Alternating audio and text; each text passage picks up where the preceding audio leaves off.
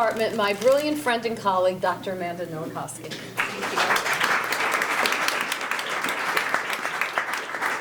So thank you all for coming to lunch today. I'm here to talk about three of my very favorite things to talk about: poetry, Germany, and myself. And I will eventually bring all three of them together. When I was 13 years old, my family of 10, that is 8 children and 2 parents, moved from rural East Tennessee to Karlsruhe, Germany. Karlsruhe is a city in the southwest corner of Germany, so that one of my parents could work in an atomic research facility. And the one thing I wanted to do when I moved to Germany was learn to speak German. So I enrolled in a gymnasium. Gymnasium is spelled just like gymnasium, but it means a college prep school. And my first great surprise was that the German students in the gymnasium studied German. I thought, why are they studying German? They already speak German. But they were studying German spelling, German grammar, German composition, and German English, just like we would study these things in English in the United States. After I'd been in the school for a couple of months, my life absolutely changed, and it changed because of a poem.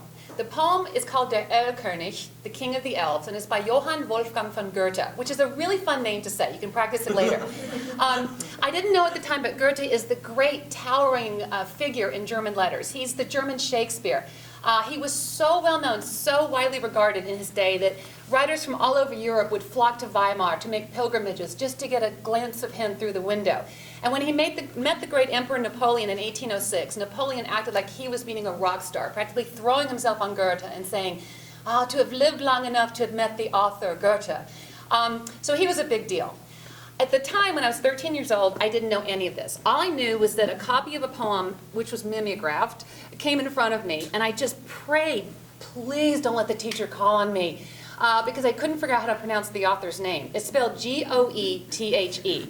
So it looks like it should be pronounced Goethe, Goethe, who knows? It's pronounced Goethe.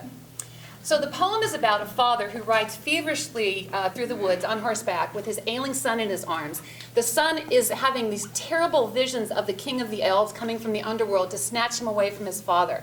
And just as they reach the safety of a farm, the boy dies in the father's arms. So it's a very tragic and sad poem. I didn't know this until later, because when I looked at the poem, I was stuck on the first 2 lines. And the first 2 lines of that poem changed my life, simply because they rhymed. Now that sounds so simple, but at the time it had never occurred to me that poems in languages other than English can rhyme. I love poetry, I love rhyming poetry, I love not rhyming poetry. This poem rhymed, and it was in German, for God's sake. It was just very, very exciting. The rhyme pair was Wind and Kind. Wind and Kind means child. We retain the word kind in kindergarten, garden of the children. And we have a word in English, kin, meaning relations. And in German, it means child. So I'm going to recite the line to you so you can hear what I heard, and the part that changed my life. Wer reitet so spät durch Nacht und Wind, es ist der Vater mit seinem Kind. Now you may be astonished that that's poetry, but it's German poetry. Wind and Kind. Who is riding so late through the night in the wind? It is the father with his kind, with his child. So I went home that day and I announced to my mother that I was going to get a job in poetry. And she didn't do anything to dissuade me, and that's a good thing, because I eventually have a job teaching poetry, among other things. Now, since that time, I've studied in the Soviet Union, I studied at UCLA, I studied at the University of Tennessee, and I continue to study with some of my magnificent colleagues here. Dr. DeSalle, Ms. Cohen, the faculty of the English department are always teaching me things. And I know a lot about poetry and versification, the history of poetry, but all of that derives from that one intense moment of awareness. And the awareness was that things aren't always isolated, that there can be patterns in things. And I saw this tremendous pattern in language, in the highest way we communicate with each other, and that is poetry.